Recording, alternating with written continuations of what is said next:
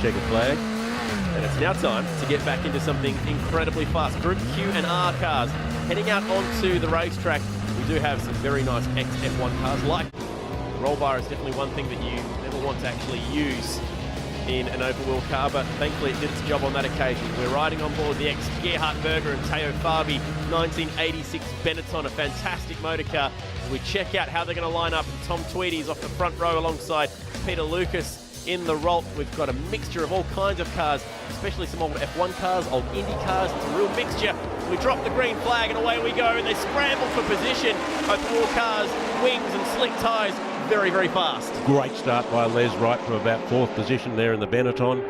Screaming through into 2nd position as they come down the first through turn 1 into turn 2. Heavy braking for turn 2, and like we're talking about that real mix as we see the pie car. That is Peter Lucas, as you were alluding to earlier, and a real mixture of cars, but a lot of these cars celebrated through being the gold star standard of racing throughout the 80s as well, especially the Rolts. Those Rolls RT4s are a terrific bit of kit, aren't they? They really were competitive in the day, and they're no less competitive now. Oh, very sideways in the exit towards turn 4. Twitchy cars on cold tyres, and good racing for position as the Benetton gets the job done, and up the inside it goes of Sean Whelan. Les Wright now takes off in hot pursuit of race leader Tom Tweedy, who's already done a bolter very early in the race in the Formula 5000 Chevron.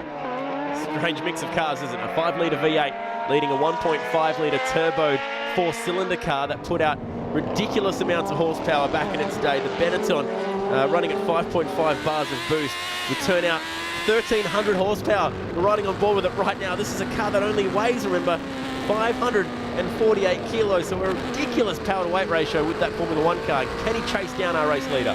What's incredible is how close the 1600cc Rolt RT4s were able to keep the Formula 1 car and the Formula 5000 cars in this race.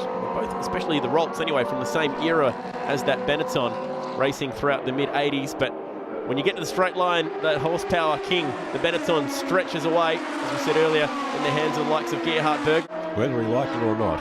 And there comes the Rolt RT4 battle again with Whelan and also Lucas. Peter Lucas in the Pie sponsored car from the day. Remember, it had the Pie racing livery back in the day when this car was being raced. The only way you can have sponsorship on these cars is if it is the sponsorship that appeared on the car in the era.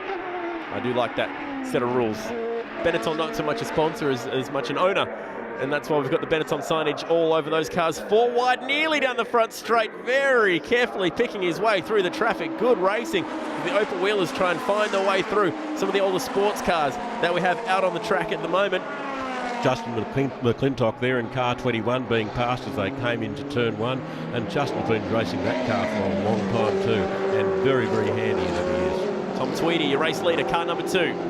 Formula 5000, what a great history those V8 engines had, running, I suppose, in Australia, also New Zealand, Tasman Series, at his time in the sun. We just saw him passing Steve Webb in the big Elfin, the big Banger Elfin sports car.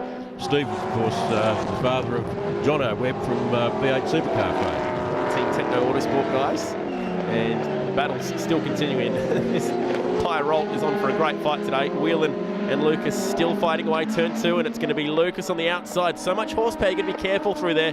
Very easy to light the rear tyres. We don't have the current electronic aids that a lot of motorsport categories have. That was a great move down the outside. I didn't think he'd make that stick. It's a long way around at turn 2, but if you can pull it off, you get the inside at 3. So I suppose that is the advantage, and does eventually get that job done.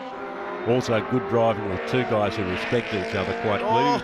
Big lock-up from Les Wright, and that hands 2nd place back to Peter Lucas in the little Rolt RT4.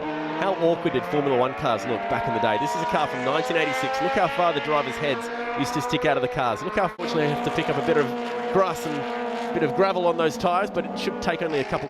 Wayne Gardner named circuit anyway, down the hill to the checkered flag, and he's put together a very nice race in the 73 Chevron. Takes that checkered flag, and he is your race winner. But that was exciting racing the whole way through the field. Fantastic racing from 2nd down, wasn't it? Tom Tweedy didn't back